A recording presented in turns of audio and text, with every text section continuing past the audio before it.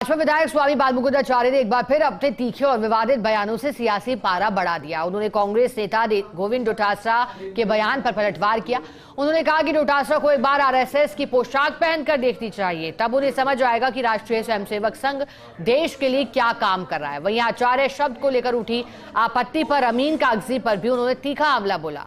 बालमुकुंदाचार्य से खास बातचीत की एसोसिएट एडिटर नरेश शर्मा ने। हमारे साथ जो है बालमुकुंदाचार्य जी जुड़े हैं, उनसे हम बात करते हैं। दो महत्वपूर्ण बिंदु है। एक तो सरकार ने ये घोषणा की है कि अब 3 संतान वाले भी निकाय चुनाव है, पंचायत राज चुनाव है, वो लड़ सकते हैं। इसके बारे में आपने क्या कहना है?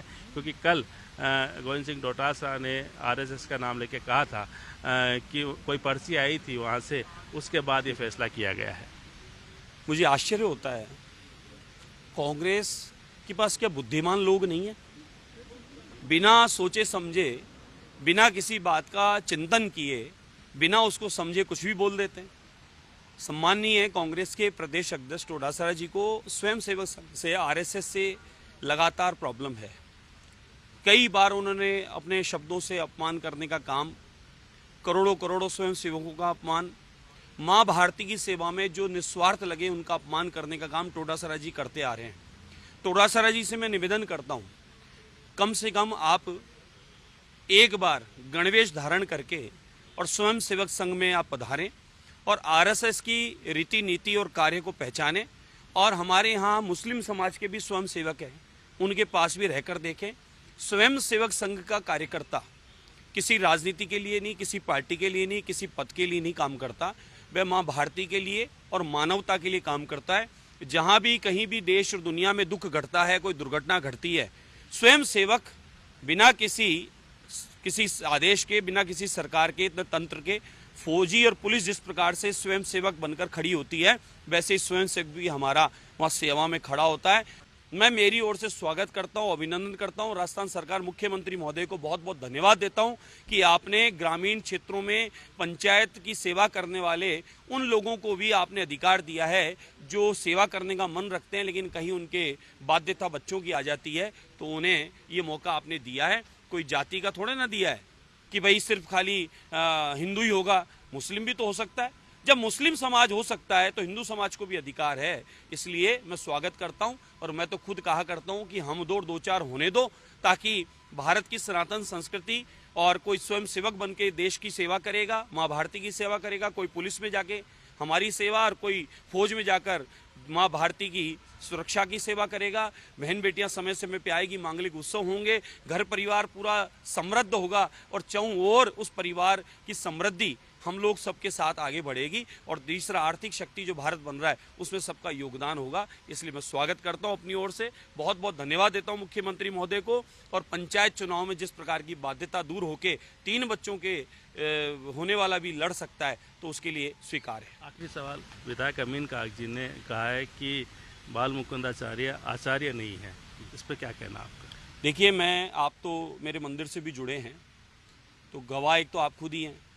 श्री दक्षिण मुखी बालाजी हाथोस धाम आमेर रियासत कालीन पीठ है, 500 वर्षों की परंपरा है। ताम्रपत्र, उर्दू के कागज इत्यादि सब मौजूद हैं। ओती खाना में, सिटी पैलेस में, सब जगह रिकॉर्ड है। आज का स्थान नहीं है ये। आप अपने दिन याद करो जब आप खुद मेरे यहाँ मंदिर आया करते थे और अपना भविष्य जाना करते थे। कथा करने वाला, सत्संग करने वाला, व्यासपीठ पर बैठकर भजन सत्संग कीर्तन करने वाला, किसी मंदिर सेवा पूजा की गादी पर बैठकर उसकी सेवा पूजा करने वाला, उसको स्वामी और आचार्य कहते हैं। और स्वामी और आचार्य जो पद है, वो जो डिग्री है, वो डिग्री किसी कॉलेज से नहीं मिलती है, वो उस पद की प्रतिष्ठा होती है और जो परंपरागत मिलती है। तो मैं मेरी परंपरागत सेवा पूजा का अधिकारी हूँ और उसे उस पर दखल देने की आवश्यकता नहीं है। वो अपने मदरसा का ध्यान रखे। और वो पेड़ दर्द जो है, वो पेड़ दर्द ये है कि चांदपोल में सरकारी जमीन पर 20 लाख रुपए सरकार के खर्च करके अवैध जो मस्जिद बनाने का काम कर रहे थे मियाँ जी, उस मियाँ जी की उस मस्जिद को रोकने का काम मैंने किया है अवैध रूप से। और वो पेड़ दर्द है तो है, उसकी परवाह नहीं है। मेरी आवाज़ दबाने के लिए मेरे जान से मारने की धमकी दिलवाई, मुझे खुद ने अपशब्द बोल के गाली गलौज करके जान से मारने की धमकी दी गई, और अनगिनत कई बातें मेरे सामने षड्यंत्र रूप रचने की बातें आई है। अमीन कागजी, मियाँ अमीन कागजी, वो मदरसा में पढ़ा हुआ व्यक्ति, वो क्या हमारे सनातन संस्कृति और भगवान के बारे में जानता है? बाकी पेट दर्द सीधा सीधा है कि सरकारी जमीन पर मस्जिद बनाने का जो मियाँ प्रयास कर रहा था, उस मियाँ जी के उस प्रयास को मैंने रोका है और आगे तक रोकता रहूंगा। सरकारी जमीन पर अवैध रूप से मदरसे मस्जिद बनाने वालों के खिलाफ निरंतर बोलता रहूंगा और इस प्रकार की कोई भी दोबारा चेष्टा की गई तो मैं सामने फिर खड़ा हो जाऊंगा, ये ध्यान रहे। इसलिए एक तरफ राजकीय सेवा यानी हमारे विधायक होने के नाते हमारे क्षेत्र की सेवा और दूसरी तरफ मेरी मंदिर की प्राचीन परंपरा, दोनों को निभाता हूँ। आज भी यज्ञ करके आता हूँ, प्रतिदिन पूजा पाठ करके आता हूँ, मेरा कर्म है। तो वो उसको डेफिनेशन देने की उसको आवश्यकता नहीं है। मियाँ जी मदरसा की बात करे, मंदिर और सनातन संस्कृति की बात हम पर छोड़ दे, हमें हमारा कर्म करने दे। स्वामी बाल मुकुंदाचार्य जिन्होंने स्पष्ट कहा है दो प्रमुख बातें, एक तो गोविंद सिंह डोटासरा है, उनको एक बार आरएसएस में जाकर देखना चाहिए कि आरएसएस होता क्या है, और दूसरा इन्होंने अमीन कागजी को लेकर कहा है कि उनका असली दर्द है कि अवैध मस्जिद का निर्माण इन्होंने रुकाया था, इसलिए वो निजी हमले कर रहे हैं। कैमरामैन सुरेंद्र के साथ Naresh Sharma, first India news, Jaipur.